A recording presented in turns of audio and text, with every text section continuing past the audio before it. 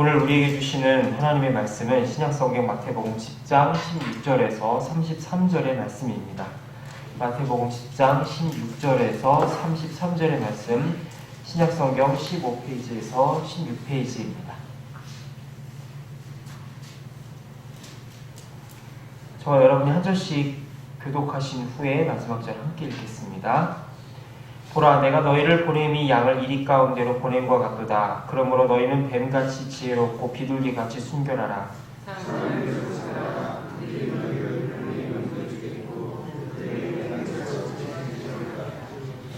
또 너희가 나로 말미암아 총독들과 임금들 앞에 끌려가리니 이는 그들과 이방인들에게 증거가 되게 하려 하심이라.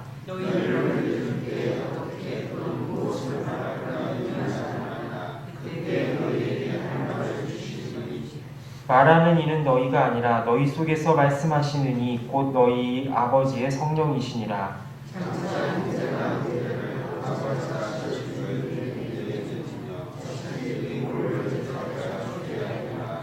또 너희가 내 이름으로 말미암아 모든 사람에게 미움을 받을 것이나 끝까지 견디는 자는 구원을 얻으리라.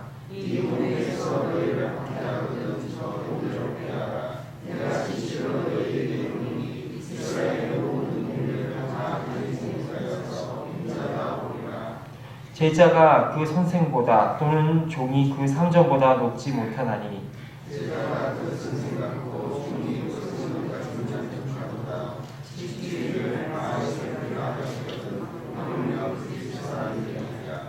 그런즉 그들을 두려워하지 말라. 감추인 것이 드러나지 않을 것이 없고 숨은 것이 알려지지 않을 것이 없느니라.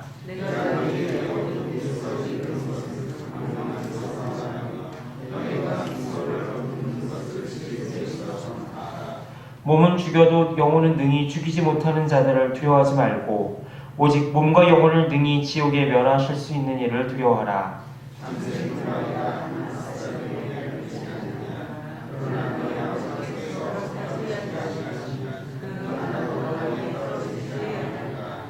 너희에게는 머리털까지 다 세신 바 되었나니 누구든지 사람 앞에서 나를 시인하면 나도 하늘에 계신 내 아버지 앞에서 그를 시인할 것이요 누구든지 사람 앞에서 나를 부인하면 나도 하늘에 계신 내 아버지 앞에서 그를 부인하리라. 아멘. 잠시 기도하겠습니다. 하나님 아버지, 주님 앞에 나와서 예배할 수 있게 하시니 감사합니다.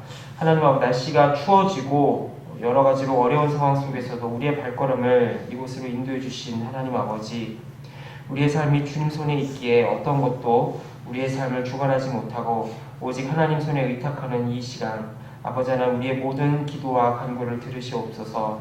응답하여 주시고 우리에게 말씀하여 주시는 하나님을 경험할 수 있도록 인도해 주옵소서. 예수님의 이름으로 기도합니다. 아멘. 예수님이 사역을 시작하시면서 이제 자신의 메시아됨을 하나씩 드러내시자 많은 사람들이 그분의 빛 아래 나아오며 예수님을 따르는 이들은 순식간에 불어나게 되었습니다. 그러나 빛이 비치면 어둠의 공격도 거센 법이어서 이를 시기한 바리새인들과 서기관들이 예수님을 공격하며 급기야는 예수님에게 해서는 안 될 말을 하기에 이르렀습니다. 바로 예수님을 가리켜서 사탄 마귀의 왕 바알세불의 힘을 빌려서 병자들을 고친다고 중상모략을 하기에 이르렀던 것입니다. 이렇게 거센 기득권의 저항을 받게 된 예수님은 사역의 방향을 틀기 시작합니다. 이제까지는 많은 대중들을 상대로 해서 사역을 했는데 이제는 많은 사람들을 상대하는 어떤 대중 사역보다는 소수의 제자들을 선택해서 집중적으로 가르치시고 그들을 통해서 하나님 나라의 사역을 펼쳐 나아가시게 됩니다. 바로 오늘날 우리가 많은 교회들에서 보게 되는 소위 제자 훈련의 원형을 이때부터 예수님이 펼쳐 나가기 시작하는 것이죠.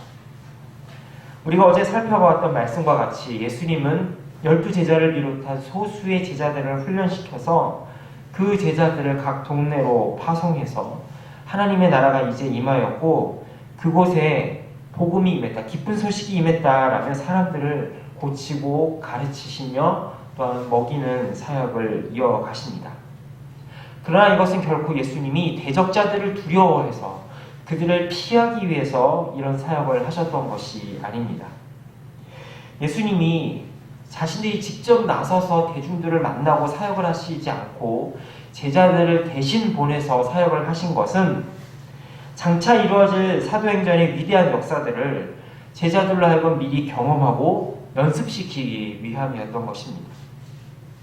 예수님이 제자들을 각 마을과 도시로 파송하면서 그들이 복음을 전하고 하나님 나라를 섬기는 데 있어서 잊지 말아야 될 중요한 원리를 말씀하시는데 바로 16절에 주님은 이렇게 말씀하십니다.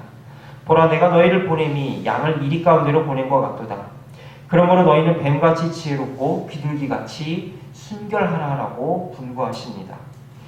복음을 전하며 하나님 나라를 확장하는 데 있어서 중요한 두 가지 원리가 있는데 첫 번째로 뱀과 같이 지혜로워야 한다라는 것입니다. 이것은 세상적인 처세술이나 인간적인 매력을 써서 사람들의 환심을 사고 인기를 인위적으로 끌어모으라는 말이 아니라 무엇이 하나님 나라를 위해서 적극적으로 뛰어들어야 되는 것인지 아니면 거리를 두고 무리한 충돌을 피해야 되는 상황인지를 분별할 수 있어야 된다라고 하는 뜻입니다. 이제는 꽤 시간이 지난 이야기입니다만 한 선교단체에서 복음전도 훈련을 마친 후에 각 훈련생들을 실습으로 파송을 해서 전도 훈련을 시키는 과정에서 이 훈련생들이 그만 서울 시내에 있는 어느 사찰에 들어가서 공개적으로 찬송가를 부르고 통성 기도를 하는 이른바 땅밟기 전도 실습을 한 것이 드러나서 굉장히 큰 무리를 빚은 적이 있었습니다. 물론 우상 숭배하는 사람들을 돌이키고 불신자들에게 복음을 전하기 위한 그들의 열정은 충분히 이해하지만 그 방식과 접근에 있어서 상당히 무리가 있었고 굉장히 무례했다라는 것을 우리는 인정하지 않을 수 없습니다. 이거는 사실 없어도 되는 충돌이었던 것이죠. 아무리 우리가 복음을 전하고자 하는 열정이 가득해도 상대방의 의사를 무시한 채 우리의 메시지만을 강요하는 것은 전도라기보다는 사실 종교적인 폭력에 가까운 것일 것입니다. 그렇기 때문에 우리는 지혜롭게 매사를 분별해서 무엇이 복음을 복음답게 전달할 수 있는가를 고민하지 않으면 안 된다는 것이죠. 그렇지 않습니까? 아무리 듣기 좋은 소리도 꽥꽥대면서 듣기 싫은 소리를 얘기하는 것과 상황에 맞추어 지혜롭게 이야기하는 것이 그 듣는 사람의 입장에서는 전혀 다르게 들려지는 것처럼 우리는 매사에 무엇이 복음을 복음답게 기쁜 소식으로 상대방에게 전해질 수 있는가를 고민해야 된다라고 하는 것입니다. 그러나 동시에 예수님은 뱀과 같이 지혜롭지만 또한 비둘기같이 순결하라고 우리에게 분부하십니다. 불필요한 충돌을 우리가 일으킬 필요는 없지만 누군가 우리의 믿음을 고의로 흔들려고 하고 시험하려고 할 때 우리는 거기에 당당히 맞서서 우리가 믿는 복음의 내용을 증거할 수 있어야 된다는 것이죠. 그리고 우리가 믿는 예수님을 부끄러워해서는 안 된다라고 주님은 우리에게 명백하게 말씀하십니다. 이러한 것을 아주 극단적인 경우를 들라면 우리의 역사에 있었던 일제 말기의 신사참배나 또 6.25 전쟁 때 있었던 공산군의 핍박을 들 수 있을 것입니다. 우리의 믿음을 강제로 흔들려고 하고 신앙의 본질을 건드리려고 할 때 우리는 거기에 맞서서 복음의 순수성과 우리의 고백을 잃지 말아야 될 것입니다. 때로는 그것이 극단적인 순교에 요구를 하는 상황이라 할지라도 주님은 결코 우리들에게 당신의 이름을 부끄러워하지 말라라고 강력하게 요구하십니다. 그러나 대부분 우리의 삶에 일어나는 우리의 보통의 삶에 일어나는 일들을 보면 사실 이 두 가지가 혼재되어서 나타나기에 마련입니다. 그리고 이 두 가지의 균형을 잡는다는 것이 사실 쉽지가 않습니다. 신앙을 지키려고 분투하다 보면 여유를 가지고 상대를 사랑으로 대할 수 있는 부분까지 놓치게 됩니다. 대표적인 교회가 바로 요한계시록에 나오는 에베소 교회였죠. 그 누구보다도 복음의 순수성을 지키려고 노력하고 애썼지만 그렇게 교리의 순수성을 지키려고 노력하는 사이 어느덧 첫사랑을 잃어버렸다라고 주님께 책망을 드린 교회가 바로 에베소 교회였습니다. 또 그렇다고 해서 상황에 맞추어서 두루두루 잘 지내고 살려다 보니 복음의 순수성을 잃게 되는 경우도 많이 있습니다. 그렇기 때문에 우리는 복음의 열정으로 무장하되 이 복음을 복음답게 전할 수 있는 방법이 무엇인가를 끊임없이 고민하면서 지혜를 간구하지 않으면 안 된다라고 하는 것이죠. 이렇게 세상으로 파송을 받은 제자들이 복음을 전하는 앞길이 꽃길만 같다면 얼마나 좋을까요? 성공적인 이야기들로만 가득 찬다면 얼마나 좋을까요? 그러나 세상에서 일어나는 모든 일 중에 쉽게 일어난 일은 없는 것처럼 복음 전도 사역이라고 해서 예외가 될 수는 없는 것 같습니다.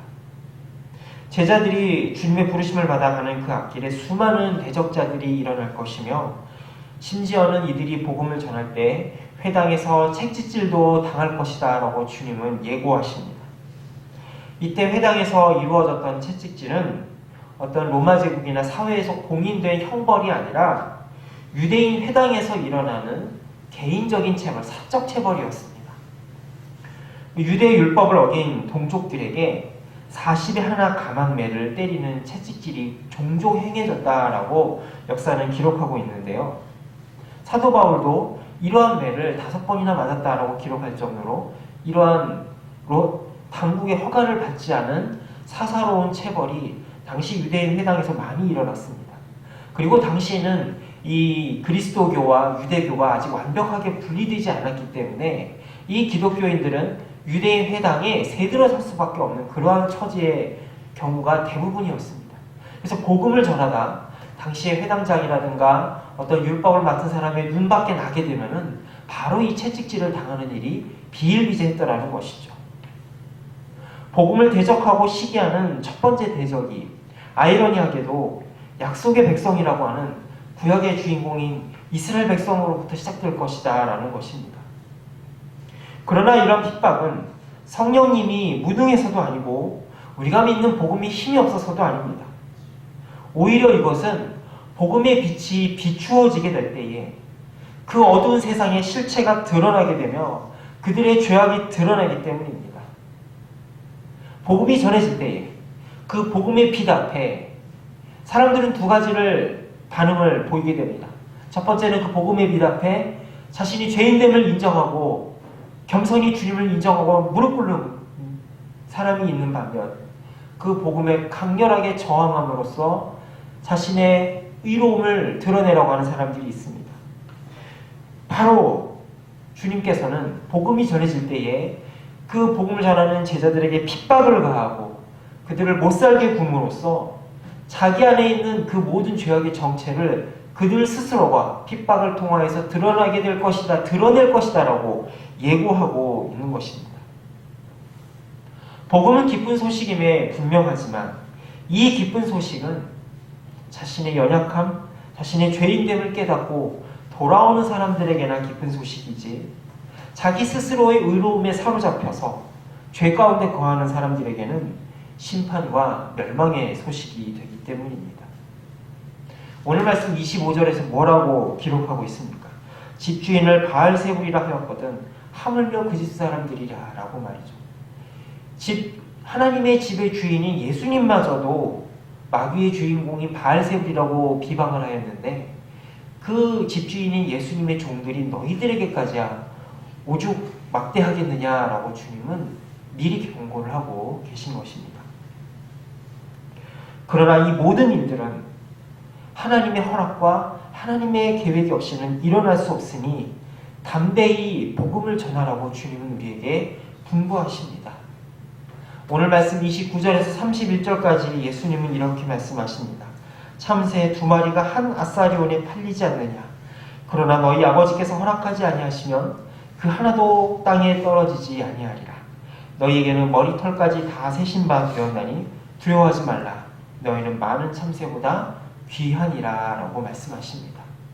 아무리 세상에 핍박과 기세가 드세다 하더라도 그 모든 것들까지도 하나님이 허락하시는 범위 안에서만 움직이지 하나님의 허락과 섭리를 벗어나는 핍박은 일어나지 않는다라고 주님은 약속해주고 계신 것입니다. 2차 세계대전 말기에 태평양 전쟁이 이제 막바지에 이르렀을 때 일본군에서는 가미카제 특공대를 조직한 적이 있습니다. 아마 여러분 들어보셔서 아실 것입니다. 전쟁이 수세에 몰리니까 젊은이들을 뽑아다가 전쟁터에 태워 보내면서 돌아오는 연료는 빼고 가는 연료만 채워놓고서 나라를 위해 나가서 죽으라고 그들의 등을 강제로 떠밀었던 것이 가미카제 특공대였죠. 그러나 여러분, 하나님께서는 당신의 종들을 부르시면서 결코 당신의 종들을 가미카제 특공대처럼 무작정 불구덩이로 밀어넣거나 아니면 하나님 개인의 어떤 영광을 위해서 우리를 이용하거나 써먹고 버리는 분이 아니라는 사실을 우리는 믿음으로 바라볼 수 있어야 할 것입니다. 오히려 하나님은 우리를 사랑하셔서 자신의 모든 것을 내어주셨습니다. 그렇기에 우리에게 일어나는 어떠한 일도, 심지어는 그것이 핍박이 되었던, 순교에 이르는 절망적인 상황이 되었던 어떤 것도 우리에게 손해가 되지 않게 하겠다라고 주님은 우리에게 분명하게 약속해 주고 계십니다. 그렇기 때문에 우리는 담대하게 주님을 믿고 나아갈 수 있는 것입니다. 하나님 나라의 영광과 우리 자신의 영혼의 실존에게 유익이 되기 때문에 하나님은 우리를 실수 없이 인도해 주고 계심을 우리는 말씀을 통해서 확인할 수 있기를 소망합니다. 한국 사회도 세속화가 빨라지면서 예수님을 믿는다는 것이 참으로 증거하기 어려워지는 세상을 점점 살아가고 있습니다. 특별히 우리의 다음 세대를 살아가는 우리의 다음 세대 자녀들은 넷플릭스나 유튜브나 온갖 SNS와 미디어를 통해서 기독교를 조롱하고 비방하고 교회의 중직자들을 희롱하는 그러한 온갖 세상의 문화에 그대로 노출되어 살아가고 있습니다. 그런 상황에서 내가 교회를 다닌다, 예수님을 믿는다는 것을 드러내놓고 살아가기가 매우 힘든 세상을 우리 자녀들은, 손자들은 살아가고 있는 것입니다. 이러한 세상에서 우리의 자녀들이 예수님을 믿는다는 것을 당당하게 믿음으로 고백하며 나아갈 수 있기를 소망합니다. 그리고 우리의 자녀들에게, 우리의 손자들에게 예수님을 믿는 것이 결코 부끄러운 것이 아니라는 사실을 우리가 스스로 보여주며 나아가는 우리 모두가 될 수 있기를 소망합니다. 그렇게 할 때에 우리는 지혜롭고도 순결하게 주께서 우리에게 주신 사명을 완수해 나아갈 수 있을 것입니다.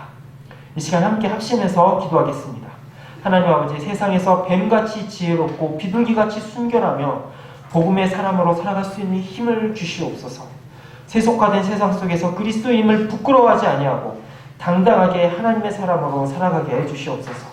우리의 다음 세대들이 복음의 영향으로 무장하여 자신에게 주어진 때를 하나님의 영광을 위해 살아갈 수 있게 해달라고 시간 합심하여 기도하도록 하겠습니다. 기도합니다. 하나님 아버지, 이 시간 간절히 소망하며 아버지 앞에 나아가기를 소망하며 기도합니다. 아버지 하나님, 이 시간 우리가 복음의 사람으로 살아가기 위해 참으로 힘든 세상을 살아가고 있습니다. 주님, 우리를 붙잡아 주셔서 하나님 아버지 앞에, 주님 앞에 다시 한번 격도 엎드려 하나님 나라를 위해 무엇이 필요한지를 겸손하게 분별할 수 있는 지혜와 능력을 더해 주시옵소서. 세속화된 세상 속에서 그리스도인임을 부끄러워하지 아니하고 당당하게 하나님의 사람으로 살아갈 수 있도록 주님 인도하여 주시옵소서. 하나님의 다음 세대를 위해서 기도합니다. 하나님 복음의 영향으로 무장하여서 자신에게 주어진 때를 하나님 영광을 위해서 살아가며 아버지 앞에 온전하게 헌신하며 나아갈 수 있는 다니엘과 같이 세워질 수 있도록 주여 인도하여 주시옵소서. 간절히 소망하며 기도하오니 주님 역사하여 주시고 함께 해주시옵기를 간절히 소망하며 기도하오니 주님 이 시간 긍휼을 베풀어 주시고 함께하여 주시옵소서. 하나님 아버지, 우리가 살아가는 세상은 우리의 믿음을 해치려고 참으로 교묘하게 우리를 혼란스럽게 만들고 있습니다. 그러나 우리 안에 계신 성령님은 세상보다 크심을 믿음으로 고백하오니 이 세상을 믿음으로 이길 수 있도록 인도하여 주시옵소서. 뱀과 같이 지혜롭게 무엇이 복음을 위한 행동인가 분별하게 하시고 주님께서 주시는 용기로 무장하여 비둘기같이 순결할 수 있도록 인도하여 주시옵소서. 그래야 세상 가운데 그리스도인임을 부끄러워하지 아니하며 복음을 증거하고 살아갈 수 있도록 인도하여 주시옵소서. 특별히 우리의 다음 세대들을 긍휼히 여겨 주시옵소서. 세속화된 세상 속에서 그리스도인임을 부끄러워하지 아니하고 당당하게 하나님의 이름을 내세우며 주님의 나라를 위해 헌신하는 일꾼들로 자랄 수 있도록 인도하여 주시옵소서. 예수님의 이름으로 기도합니다. 아멘. 주기도로 마치겠습니다. 하늘에 계신 우리 아버지, 아버지의 이름을 거룩하게 하시며 아버지의 나라가 오게 하시며 아버지의 뜻이 하늘에서와 같이 땅에서도 이루어지게 하소서. 오늘 우리에게 일용할 양식을 주시고 우리가 우리에게 잘못한 사람을 용서하여 준 것 같이 우리 죄를 용서하여 주시고 우리를 시험에 빠지지 않게 하시고 악에서 구하소서. 나라와 권능과 영광이 영원히 아버지의 것입니다. 아멘.